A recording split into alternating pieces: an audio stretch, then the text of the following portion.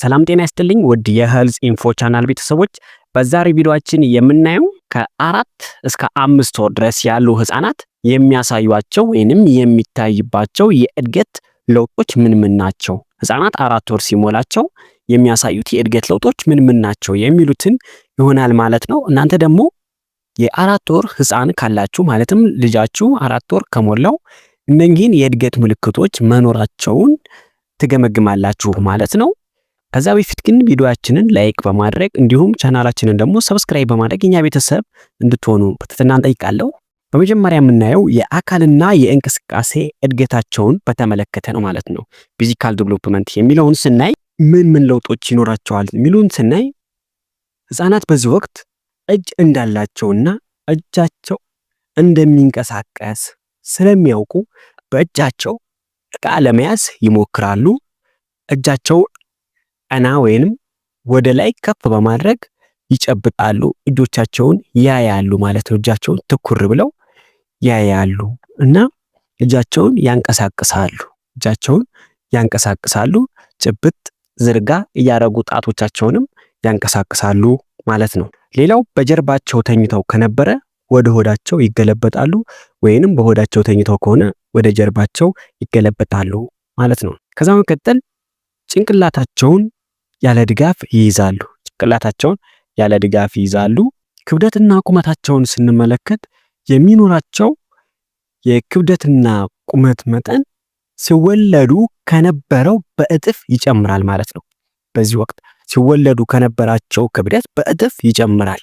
ለምሳሌ 3 ኪሎ ከነበረ ከዛ 4 ወር ላይ 6 ኪሎ ሊሆኑ ይችላሉ ማለት ነው። ሁለተኛ ማህበራዊና ስሜታዊ እድገታቸውን ስንመለከት ሶሻል ወይም ኢሞሽናል ዴቨሎፕመንታቸውን ስናይ በራሳቸው ተነሳሽነት መሳቅና ሰዎችን ሲያዩ ደግሞ ፈገግ ማለት ይጀምራሉ። ይህ ማለት ፈገግ ስትሉ እናንተ ፈገግ ይላሉ ማለት ነው። ፈገግ ይላሉ። በተለይ ከወላጆቻቸው ጋር አብረው መጫወት ይወዳሉ። ዕቃም ስትሰጧቸው ይጫወታሉ ማለት ነው። ሌላው ተግባቦትን ስናይ የተለያዩ ድምጾች በማውጣት ወይንም ይሄ ኩኪንግ ድምጽ በማውጣት ስሜታቸውን ይገልጻሉ። ይህ ማለት ሲርባቸው፣ ሲደክማቸው፣ እንቅልፋቸው ሲመጣ ለነኚህ የተለያየ አይነት ድምጽ በማውጣት ስሜታቸውን ይገልጻሉ ማለት ነው። የሚያወጡትን የለቅሶ ድምጽ በመስማት ወላጆች ደግሞ የለቅሶውን አይነት በመለየት ስሜታቸውን ለመረዳት መሞከር መቻል አለባቸው ማለት ነው። ዋናው እዚህ ጋር የምናገኘው ኩረጃ ነው። ኩረጃ በዚህ ወቅት የሚያዩትን ነገር ለማስመሰል ይሞክራሉ። ፈገግ ስትሉላቸው ፈገግ ይላሉ። ኮስተር ስትሉ ደግሞ ፊታቸውን ሰብሰብ ደንገጥ የማለት ሂደት ያሳያሉ ማለት ነው። ሶስተኛ የእይታና የመስማት እድገት ሴንሰር ዴቨሎፕመንታቸውን ስናይ ደማቅ ቀለማትን ይለያሉ። የተለያዩ ቅርጾች ያላቸውንም ቅርጾች ይለያሉ ማለት ነው። የሆነ ነገር ሲያዩ ዞር ይላሉ።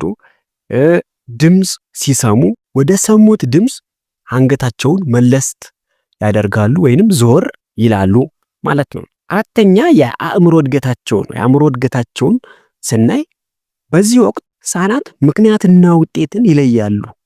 ምክንያትና ውጤት እንግዲህ ምን ማለት ነው ስንል አንድ አሻንጉሊት ካላቸው የአሻንጉሊት ሲነኩት መብራት የሚያበራ ከሆነ ወይም ሲነኩት ድምጽ የሚያወጣ ከሆነ ያንን በመረዳት ሲነኩት ድምጽ እንደሚያወጣ በመረዳት አሻንጉሊታቸውን ለመንካት ይሞክራሉ። ድምጽ እንዲያወጣላቸው ለመንካት ይሞክራሉ ማለት ነው። እነዚህ አይነት ሙከራዎችን ይሞክራሉ ማለት ነው። ከዛ በመቀጠል ለአካባቢያቸው ወይንም በዙሪያቸው ላሉ ነገሮች ትኩረት ይሰጣሉ እና በአካባቢያቸውና በዙሪያቸው ላሉ ነገሮች ትኩረት ስለሚሰጡ በዚህ ሰዓት ድንገት ጡት እየጠቡ ከነበረ ለምሳሌ እናታቸው ታቀፋቸው ጡት እየጠቡ ከነበረ የሆነ ድምጽ ወይንም እንኳ የሚል ነገር ሲሰሙ ጡቱን ትተው ዞር ይላሉ ማለት ነው። ዞር ይላሉ ወይንም ወሬ ፍለጋ በሚመስል መልኩ ቀና ብለው ለማየት ይሞክራሉ። ይህ እንግዲህ የሚያደርጉት ለአካባቢያቸው ወይም በዙሪያቸው ያለው ነገሮችን ትኩረት በመስጠት ሂደት የመጣ ነው ማለት ነው። እንግዲህ በ24 ሰዓት ውስጥ ስንት ሰዓት ይተኛሉ የሚለውን ስናይ በ24 ሰዓት ውስጥ ከ14 እስከ 16 ሰዓት ያለው ጊዜያቸውን በእንቅልፍ ያሳልፋሉ። ይህም ለአእምሮና ለሰውነት ወይም ለአካል እድገታቸው በእጅጉ ይጠቅማቸዋል ማለት ነው። እና ከወላጆች በዚህ ሰዓት ምን ይጠበቃል የሚለውን ስናይ አንደኛ በተገቢው ሁኔታ ጡታችሁን አጠናክራችሁ ማጥባት መቻል አለባችሁ። በደንብ ማጥባት መቻል አለባችሁ ማለት ነው።